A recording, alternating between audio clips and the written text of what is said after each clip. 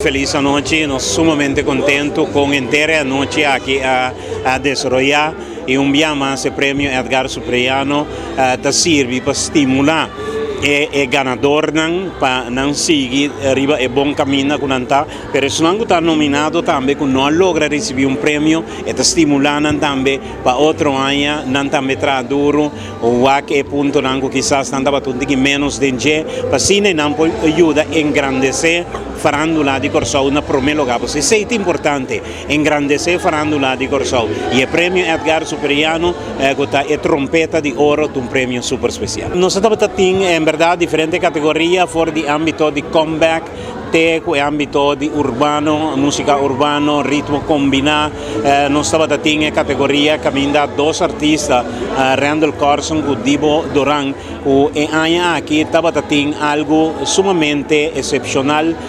naturalmente con a percurape door di presentare entre otro del North Sea Jazz Festival na Holanda. Bom nos compreender que o North Sea Jazz Festival de Holanda tá dia festival nan di rate mais alto mês. Então, dois artistas aqui apresentados no North Sea Jazz Festival de Holanda. A parte de ser apresentado na Santo Domingo, apresentado na Colômbia. Estes dois artistas com uma boa apresentação. Nós temos outra categoria, caminda Gibi Doran.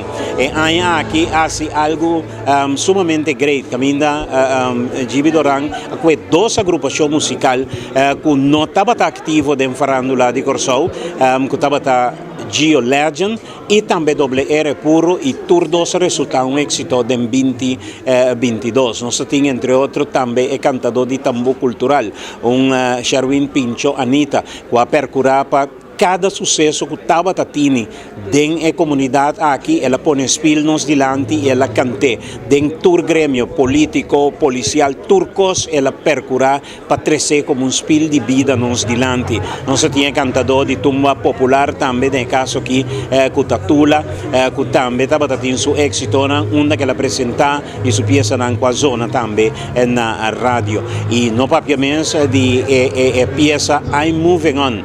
Com uma composição de Axel Piquero, com Jurek Jujuvi Virginia a interpretar, que estava assim exitoso durante 10 anos aqui.